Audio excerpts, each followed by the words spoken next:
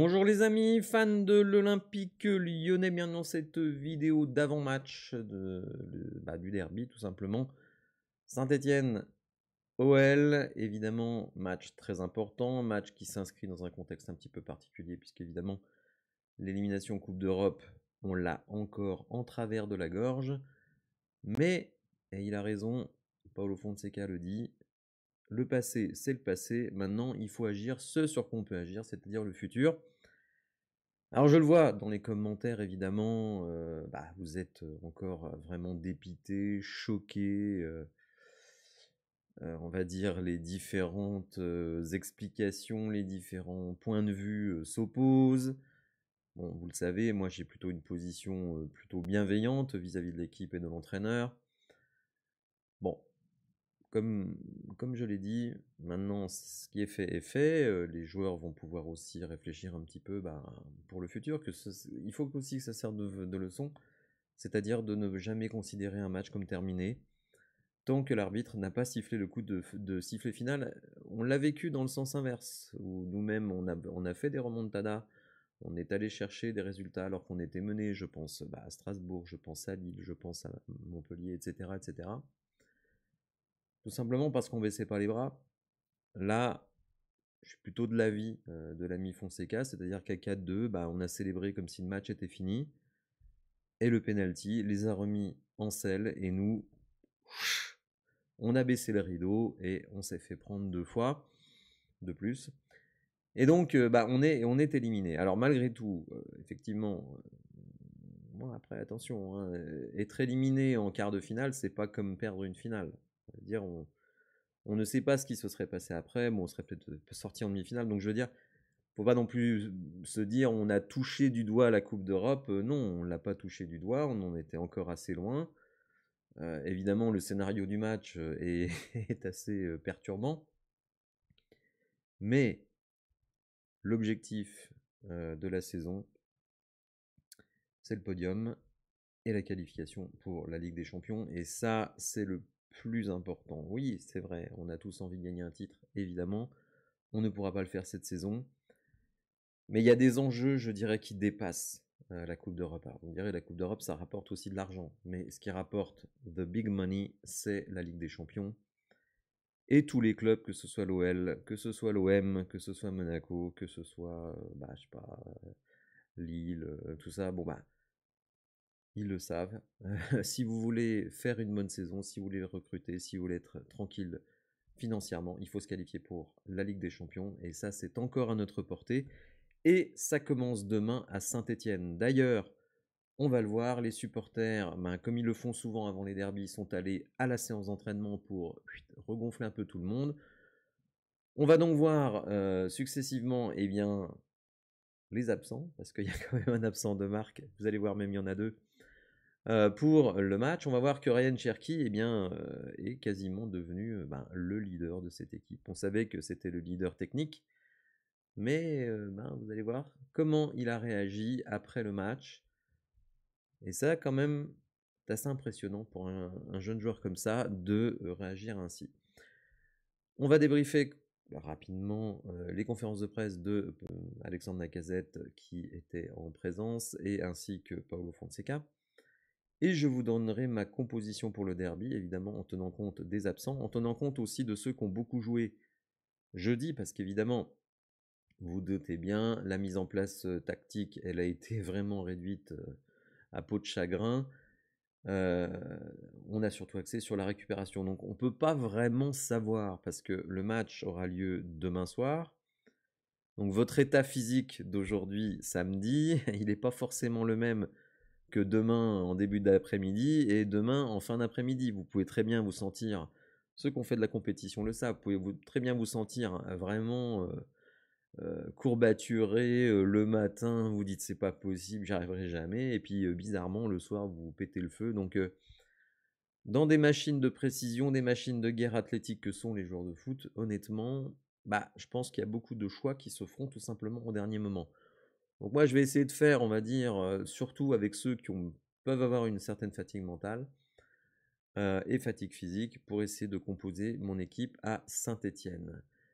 On va commencer avec eh ben, nos fenotes, puisque figurez-vous qu'elles sont en demi-finale de la Ligue des Champions féminines et qu'elles se déplaçaient aujourd'hui à Arsenal. Et vous le voyez, magnifique.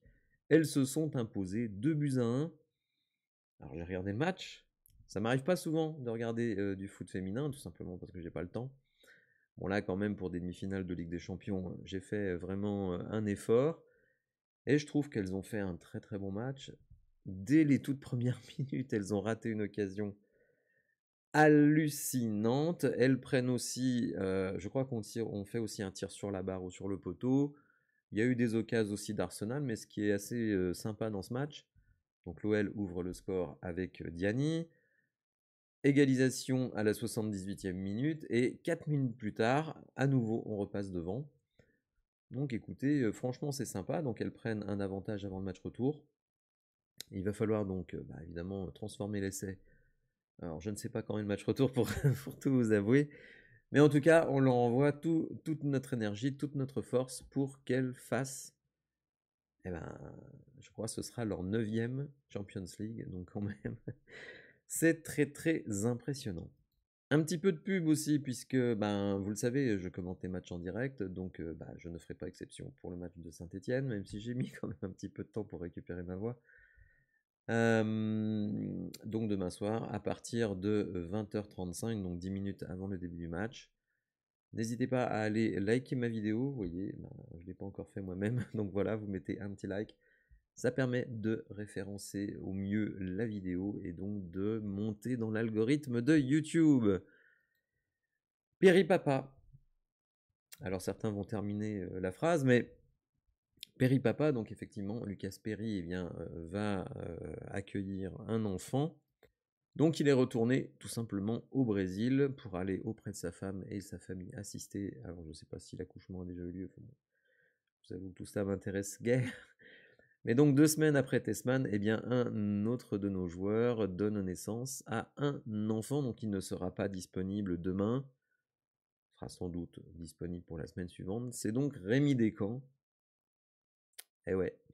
Qui va débuter. Bon, espérons qu'il n'ait pas beaucoup de travail à faire parce qu'on ne sera pas hyper serein. On ne l'a pas vu beaucoup cette saison, mais quand on l'a vu, il ne nous a pas forcément énormément rassuré.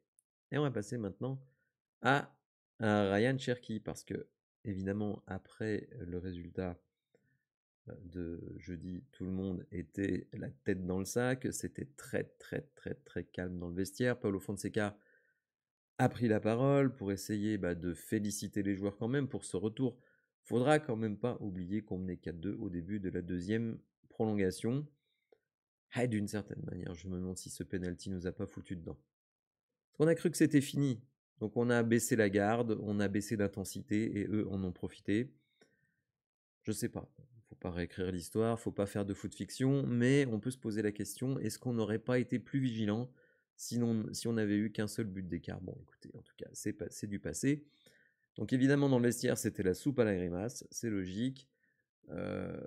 John Textor était là aussi. Bon, il n'a pas fait de discours global, il a dit un petit mot à la plupart des joueurs. Mais Paulo Fonseca, donc, a félicité les joueurs pour leur dire qu'ils avaient quand même fait une grande performance de revenir, de mener, déjà de revenir dans le match, de mener 4-2 en étant à 10 contre 11, donc ça c'était vraiment fantastique. Mais il leur a dit, voilà, il faut aussi ne pas considérer que le match est fini parce qu'on a 2 buts d'avance. Et je pense que certains joueurs, en tout cas, notamment les jeunes joueurs, eh bien, garderont ce souvenir pendant très longtemps et sans doute ça leur servira de leçon. Bon, il n'y a pas grand-chose à dire. Après, voilà. Alors vous allez voir que dans la nuit, Ryan Cherki, qui a été brillant pendant le match, même si, vous le savez, j'ai regretté qu'il sorte un peu tôt. Bon, il était cramé, hein, c'est lui qui a demandé à sortir. Mais dans la nuit qui a suivi donc le match, eh bien, il a envoyé un message WhatsApp dans le groupe. Hein. Je ne suis pas dans dans une boucle WhatsApp, donc je ne sais pas trop comment ça marche. Mais bon, peu importe. Et vous allez voir ce qu'il a dit.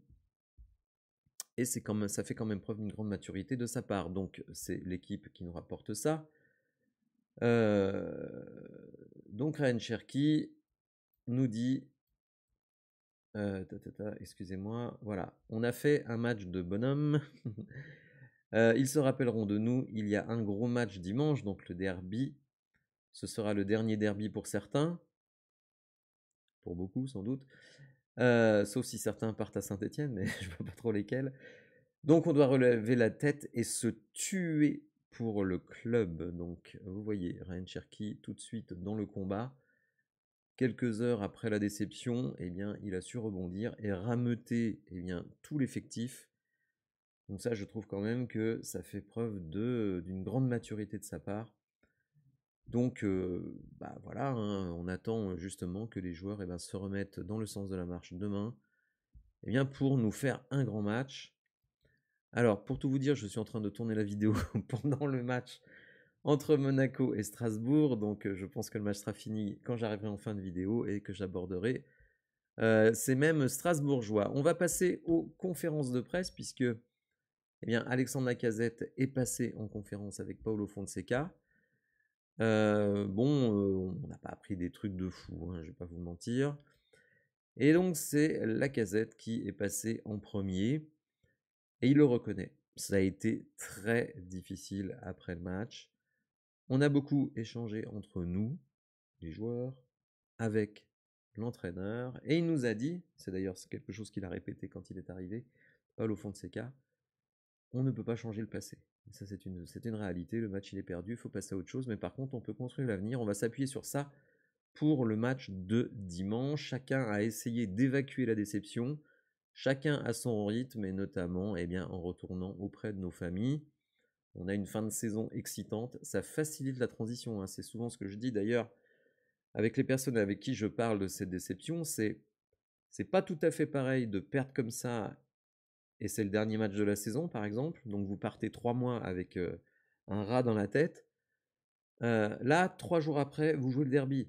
Donc, et vous avez la possibilité en championnat de vous qualifier pour la LDC. Donc, selon moi, c'est plus facile d'avaler la pilule. Parce que si vous gagnez à Saint-Etienne, alors vous n'oublierez pas Manchester, parce qu'il va vous rester dans un coin de la tête pendant longtemps. Mais voilà, vous repartez vers votre objectif, et selon les résultats du week-end, peut-être que vous faites une super opération au classement. Et bon, de toute façon, un derby, ça se gagne, notamment face à Saint-Etienne, dont on va voir que la dynamique est pas folle. Donc je dirais que si on prend stricto sensu la qualité des deux effectifs, il n'y a vraiment pas photo. Mais on va voir quand même que cette équipe de la SSE, elle a quelques arguments qui pourraient nous mettre en difficulté. Alors on lui a demandé si il abordait ce 14e derby, quand même, avec une approche différente. Il dit, bah non, la saveur d'un derby ne change jamais. Avec l'âge et l'expérience, je stresse peut-être un peu moins. Mais il y a toujours cette excitation qui est typique dans ce type de match. Tous les derbys sont importants. Mais comme je suis vers la fin de ma carrière, j'essaye de profiter de chaque rencontre. Alors, il a dit, vous êtes sûr que c'est votre dernier derby? Parce que c'est ce qu'il avait dit au match aller à Lyon. Donc Lyon-Saint-Etienne, il dit, ce sera mon dernier derby. Il dit qu'il a fait une maladresse. Mais bon, très sincèrement, je ne vois pas dans quel monde Lacazette reste à l'Olympique Lyonnais l'année prochaine. Franchement, je ne vois pas. Mais bon. On peut tout imaginer. Vous savez que on est quand même dans des difficultés financières, que la DNCG va certainement nous serrer la vis.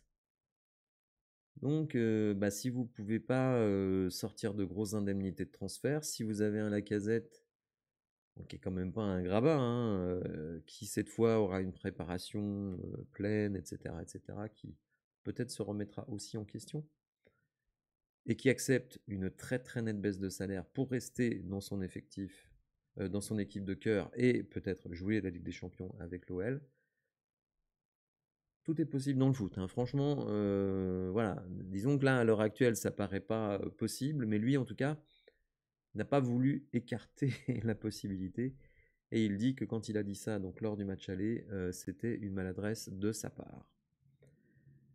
Alors on lui a parlé aussi de ses records de buts. Vous savez qu'il est devenu le meilleur buteur du club en Coupe d'Europe.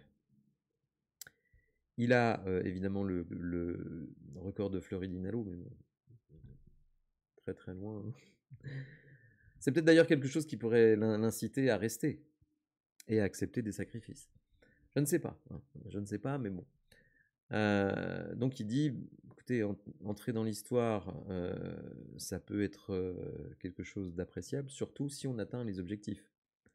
Bien sûr, ça lui ferait plaisir. On lui a demandé si, eh ben, comme je vais le faire tout à l'heure, du côté des joueurs, on regarde le classement, on regarde les résultats des autres équipes. Et il dit, pour être honnête, oui. On en parle entre nous, on regarde, mais on sait que tout dépend surtout de nous. Et ça, c'est vrai. Si on gagne nos 5 derniers matchs de la saison, nous serons sur le podium. Peut-être même deuxième. Mais c'est sûr qu'on sera sur le podium. On verra tout à l'heure avec le résultat de Monaco que peut-être ça pourrait être plus tôt qu'on ne croit.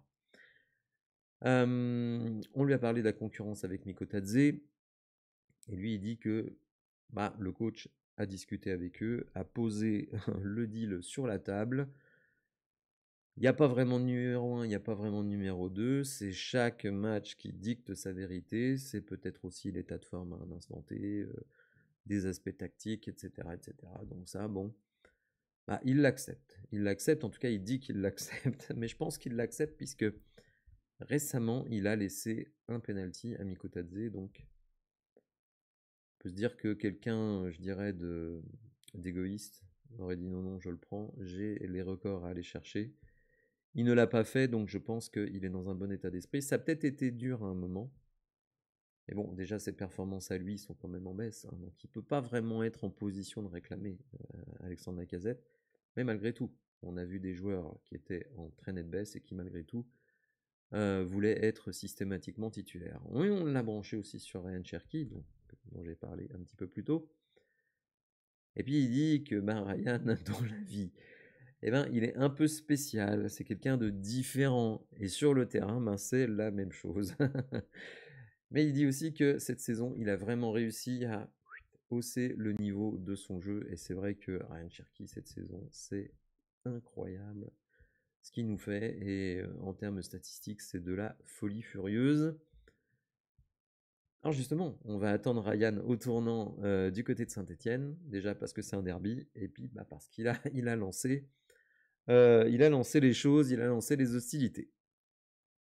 C'est ensuite Paulo Fonseca qui est passé évidemment son principal travail jusqu'à demain soir.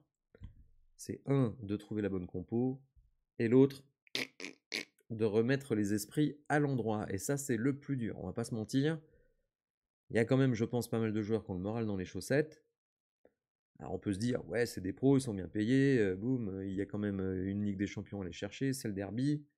Donc à eux de faire ce qu'il faut sur le terrain. Mais bon, ça c'est la théorie, et la pratique c'est autre chose. Et c'est pour ça que je dis, à la limite, je pense qu'aujourd'hui, Paulo Fonseca, là, à l'heure où on se parle, il n'est pas capable de savoir quel effectif il va envoyer demain. Parce qu'il ne sait pas déjà quel va être l'état physique de chaque joueur, mais aussi quel va être l'état mental de chaque joueur. Parce que je dirais que dans le match de demain, le mental des joueurs sera encore plus important, parce que la technique, on sait qu'on l'a. Certains repères collectifs, on les a. Physiquement, on peut faire suffisamment de rotation pour qu'on ait des joueurs qui ne soient pas trop fatigués. On verra ça tout à l'heure quand je vais vous proposer ma compo. Mais par contre, ce que les mecs ont dans la tête, ça, c'est beaucoup plus difficile. Donc on espère que notre ami Daniel Congré, qui est chargé justement de la préparation mentale, va trouver les clés, les ressorts pour mettre nos joueurs dans le droit chemin. Alors, donc il nous a dit effectivement que Perry était parti. Bon, il n'allait pas rentrer dans les détails. Il dit il y a une situation avec Lucas Perry. Et il a parlé de Matic. Alors ça nous a quand même surpris.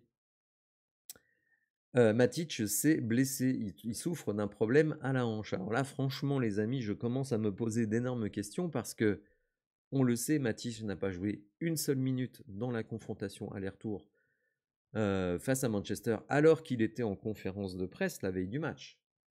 Que c'est un ancien joueur de Manchester. Ça a fait beaucoup parler. Et Paulo Fonseca nous dit qu'il n'était pas blessé lors du match. C'est pas pour ça qu'il n'est pas rentré. C'est un vrai choix tactique de la part de Fonseca. Mais moi, je me dis, on a joué jeudi soir, il y a eu un décrassage vendredi, petite séance de récupération aujourd'hui, bon, pas grand-chose, et on nous dit qu'il s'est blessé à la hanche. Je dis, mais quand? Quand? Paulo Fonseca nous a dit hier. Et hier, ils ont fait un décrassage. Tu peux pas te blesser en faisant un décrassage. Ou alors, c'est que t'es rouillé de partout, t'avances plus. Alors bon, je sais que Matic, c'est pas le mec le plus en forme de la Terre, en tout cas le plus explosif de la Terre. Donc quand même, ça me paraît bizarre. Je ne me demande pas s'il n'y a pas anguille sous roche. Un clash, tout simplement, entre Matic et Fonseca. Je n'ai aucune info sur ce sujet, mais quand même, je m'étonne de cette blessure qui tombe comme ça, là, comme un cheveu sur la soupe. Bon, écoutez, je sais pas. Bon, vous le voyez dans la vignette à l'écran. Je pense que mes joueurs vont bien. Nous n'avons pas le temps d'être dépressifs, de pleurer. Il faut réagir. Et ça, c'est vraiment le message de Paulo Fonseca. Il dit, il faut comprendre le moment. Le match de jeudi, c'est le passé. Il nous reste 5 matchs très importants. Le match de Manchester est derrière nous. Il faut se remettre mentalement pour le match de demain. Nous avons traversé une période difficile. Nous devons en tirer les leçons et préparer l'avenir. Il a beaucoup échangé avec les joueurs. Aujourd'hui, l'objectif est clair, préparer ce match important pour nous et pour les supporters. Il est souvent revenu sur le fait que le match est très très important pour les supporters. Déjà parce que c'est un derby, eh oui, mais aussi tout simplement parce qu'il faut aller chercher l'objectif. Et quand on va regarder le classement tout à l'heure, on va voir que les 3 points, ils sont essentiels. Alors sur le derby, bon évidemment, Paulo Fonseca, il peut pas, et moi aussi, vous le savez, je ne suis pas lyonnais, je n'ai jamais vécu à Lyon. Donc, pour moi, Saint-Étienne, c'est un peu un match comme un autre. Je comprends qu'il a une importance particulière, si vous voulez, mais je n'ai pas été éduqué dans le derby Lyon-Saint-Étienne. Donc, pour moi, c'est 3 points, c'est un match comme un autre. Alors, je comprends les derbys, parce que, évidemment, moi-même, j'ai connu des derbys dans différents sports. Mais là, évidemment, c'est un derby qui est très puissant, c'est historique, d'une certaine manière. Mais ça, bon, il ne peut pas le comprendre, Paulo Fonseca, comme moi, même, je ne peux pas comprendre l'intensité et l'importance de ce derby. La seule importance que j'accorde au derby, c'est évidemment les 3 points à la fin du match. Donc, voilà, il dit j'ai joué des derbys, notamment quand il était à Lille, avec des Lille-Lens, quand j'étais au Portugal, quand j'étais en Italie, quand j'étais en Ukraine et tout ça. Enfin bon, bref. Donc les derbys, il sait ce que c'est, bien entendu. Mais évidemment, le derby Lyon-Saint-Étienne ne peut pas mesurer ce que c'est. C'est très compliqué quand on n'a pas été bercé dès l'enfance dans ce derby, les matchs de jeunes entre les deux clubs, etc. etc. Donc voilà. Donc de toute façon, on en reviendra toujours à l'idée, au-delà de gagner le derby, il faut gagner le match pour gagner 3 points. Il se trouve que les deux événements coïncident. Bon, pour Matic, donc, il a bien confirmé que c'était une option qu'il a pris. Il a été interrogé là-dessus, mais on ne me l'a pas vraiment titillé sur le sujet. Je sais que beaucoup d'entre vous, mais vraiment très très très très nombreux, reprochent à Paulo Fonseca de ne pas avoir fait rentrer Matic, soit comme titulaire, soit en prolongation. Mais je ferai remarquer une chose. Après la sortie de Ryan Cherki, il ne reste plus qu'un changement à faire pour Paulo Fonseca. Il ne peut pas sortir Thiago Almada parce qu'il lui faut quelqu'un au milieu de terrain pour tenir le ballon, vu que Cherki est sorti. Donc il remplace Cherki par Abner. Bon, ça, on peut discuter. Moi, j'étais pas trop pour, mais enfin bon. Donc après, ce changement, il n'y a plus qu'un seul changement. Donc il a plus énormément de choix. Il voit qu'on prend l'eau, il voit que Manchester arrive à mettre énormément de ballons dans la surface, ce qui évidemment nous génère le penalty et les 2 buts qui sont marqués dans la surface, notamment un de la tête. Donc il a le choix entre 2 choses. Soit il fait rentrer Matic au milieu de terrain, mais est-ce que Matic a la vitesse pour aller gêner un Bruno Fernandes? Je ne suis pas sûr. J'ai revu les buts. Je vous invite à aller voir l'attitude de Tessman sur Casemiro qui fait quand même 2 passes décisives. Donc allez voir Tessman. Si certains me disent il fallait faire débuter Tessman, regardez ce que fait Tessman sur Casemiro. Alors que Casemiro a 2 heures dans les jambes et que Tessman est rentré en cours de match. Donc ceux qui me disent ah il aurait dû débuter avec Tessman, je dis regardez ce que fait Tessman. Et si vous trouvez que c'est encourageant pour l'ensemble du match, moi personnellement je ne pense pas. Donc il a le choix. Soit il fait rentrer Matic qui s'échauffait, soit il fait rentrer Caleta-Car pour mettre de la taille dans la surface. Il a choisi Caleta-Car. Bon, ça n'a pas été payant. Rien, absolument rien ne dit que si Matic était rentré, l'issue aurait été différente. Cessons, les amis, de faire du foot fiction. On n'en sait rien. Je pense qu'avant la double confrontation contre Manchester United, Paulo Fonseca, il fait sortir Matic du groupe, on va dire de l'équipe. C'est qu'à mon avis, mais ça ce n'est que mon avis, je n'ai aucune preuve de ça, à l'entraînement, ils ont dû travailler les situations défensives de transition. On sait que du côté de Manchester, tu as Garnacho et tu as Bruno Fernandes. Bon. 2 joueurs rapides, techniques, etc. Bon. Si moi on me dit aujourd'hui, ah Matic il aurait fait mieux, ah Tessman il aurait fait mieux, ben je dis mais moi je n'en sais rien.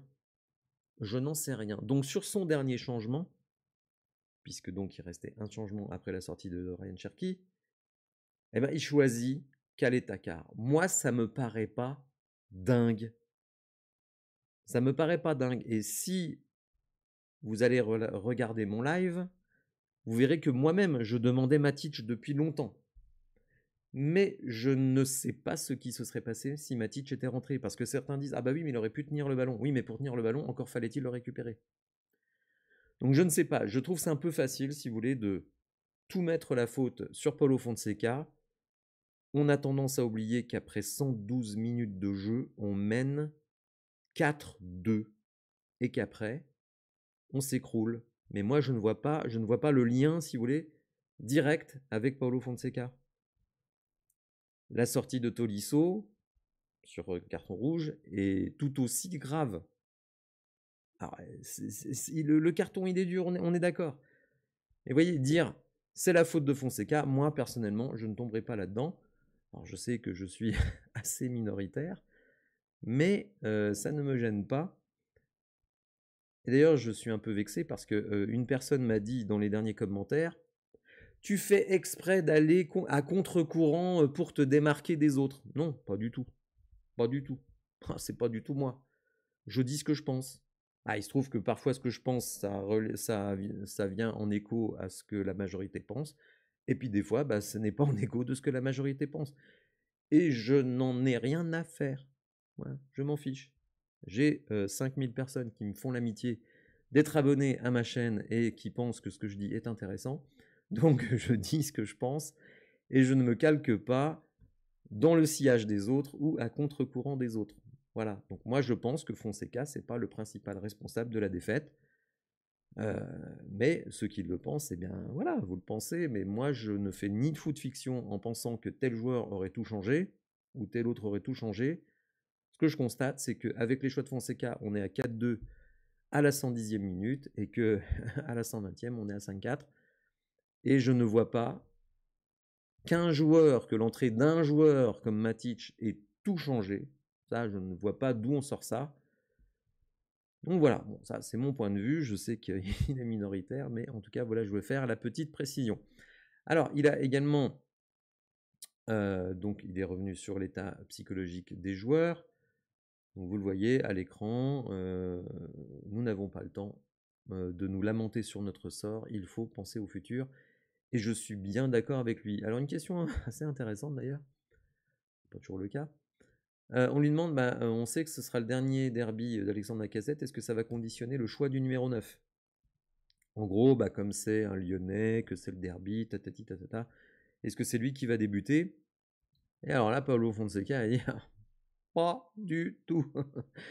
Pas du tout. Lui, il va faire le bilan demain de savoir qu'est-ce que les gens ont dans la tête, qu'est-ce que les gens ont dans les jambes, et ceux qui auront quelque chose qui est conforme entre la tête et les jambes et qui est positif, et ben ce seront eux qui joueront. On l'a aussi branché sur Ryan Cherki. Alors là, je peux vous dire que, d'une certaine manière, il dit comme beaucoup d'entraîneurs. Ryan Cherki, c'est une technique exceptionnelle, une capacité de décision exceptionnelle, un joueur différent. Et il emploie un terme, un joueur presque sauvage.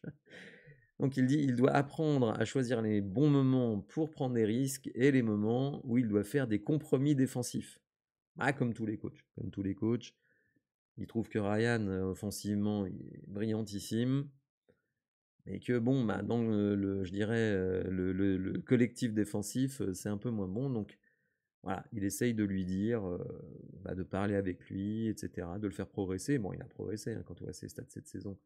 C'est de la folie. Donc, voilà, Paulo Fonseca, très très élogieux sur Ryan Cherki, mais avec les petites réserves sur l'implication défensive.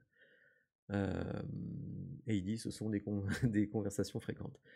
Alors sur Saint-Etienne, alors il craint Saint-Etienne, il dit il ne faut pas regarder le classement, d'ailleurs il dit quand vous les voyez jouer, vous êtes étonné qu'ils soient 16e du championnat. C'est une équipe qui attaque très très bien ses matchs avec beaucoup d'agressivité, et il dit c'est l'équipe la plus offensive sur les 15 premières minutes du match. Donc là les amis, il va pas falloir rentrer à moitié endormi sur ce match, il va falloir être prêt tout de suite pour pas se prendre un but. C'est une équipe donc qui joue avec quand même beaucoup d'intensité et évidemment qui sera très dangereuse en contre. Bon, un petit peu d'une certaine manière le même profil que la Auxerre. Ce qui change évidemment par rapport au match d'Auxerre, c'est l'état psychologique des joueurs. Donc ça va être à lui de trouver la bonne combinaison. Alors comme je vous le disais, le match de Monaco face à Strasbourg vient de se terminer par un 0-0, ce qui est assez étonnant, hein, puisque c'est quand même deux équipes plutôt offensives. Et donc évidemment, il y a une magnifique opération à faire demain en s'imposant face à Saint-Etienne, puisque Strasbourg revient à égalité avec nous avec 51 points, mais nous avons plus 18 de différence de but contre 11. Donc, en cas de victoire, nous reviendrions à égalité avec Monaco. Alors, ça dépendra évidemment de l'écart face à Saint-Etienne. Un petit 5-0 à l'époque de Nabil Fekir, ça nous ferait bien plaisir. Donc, puisque nous avons 4 de différence de but en défaveur par rapport à Monaco, mais bon, on sera à égalité de points. Donc, il y a quand même une superbe opération à faire ce week-end. Voilà. Je pense que ça doit être un élément de motivation pour les joueurs. On verra ça. De toute façon, on ne peut pas anticiper vraiment dans quel état d'esprit ils seront. Donc, on espère que, en tout cas, ces événements-là les mettront dans les meilleures dispositions pour ce match. Allez, je vais terminer cette vidéo qui est très très longue, hein, je suis désolé, 33 minutes, avec ma proposition de compo. Bon, vous allez voir, il n'y a rien de révolutionnaire, hein, ça c'est sûr. Donc dès qu'on dans les buts, Tagliafico ou Abner, ça dépendra de la récupération. Niakate, tout simplement parce qu'il n'y a pas le choix. Mais bon, je pense que Niakate est un super athlète et qui sera prêt. Kaletakar ou Mata, bon Mata qui a donné beaucoup, donc je ne sais pas. Koumbedi, après si c'est Maitland Niles, j'ai pas sauté au plafond, mais je trouve que Koumbedi, voilà, il mérite de jouer. Devant, on va retrouver, puisque Matic n'est pas là, Veretout et Tessman. Là aussi, ça dépendra de l'état de fatigue. Bon, Tessman, il ne va pas être fatigué vu ce qu'il a fait lors du match retour et le fait qu'il n'était pas titulaire. Tolisso en numéro 10. Alors, je mets Almada sur le banc, mais c'est pas du tout une sanction. Mais c'est que lui, il a joué tous les matchs. On sait que c'est un des joueurs qui court le plus.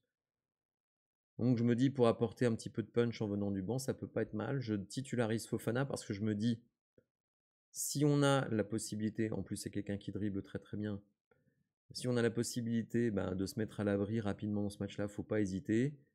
Je serais plutôt d'avis de remettre Mikotadze, mais bon, là aussi, je serais pas estomaqué que ce soit Lacazette, parce que Mikotadze, il est plutôt bon quand il y a de l'espace. Lacazette, il est plutôt bon dans les petits espaces. Donc, voilà, après, Mikotadze, c'est pas un manchot. Peut-être Manchester, c'était trop haut pour lui, mais je pense quand même que Saint-Etienne, c'est dans ses cordes. Et Ryan Cherki, qui vole sur l'eau en ce moment. Donc, je vois pas d'autre solution que de faire débuter Ryan Cherki. Voilà, les amis, j'espère que cette vidéo vous aura intéressé. Restez combatifs, la saison n'est pas terminée, il faut mettre ce match de Manchester derrière nous, regardez devant, on a un truc très grand à faire d'ici la fin de la saison, se retrouver sur le podium, peut-être deuxième même, et puis prier pour que le propriétaire amène l'argent qu'il faut dans les comptes, pour que la DNCG nous laisse tranquille, et en cas de qualification pour la Ligue des Champions, normalement, la saison prochaine devrait se passer assez tranquillement. Voilà les amis, bonne soirée à vous, bon dimanche, et on se retrouve demain pour le live. Salut!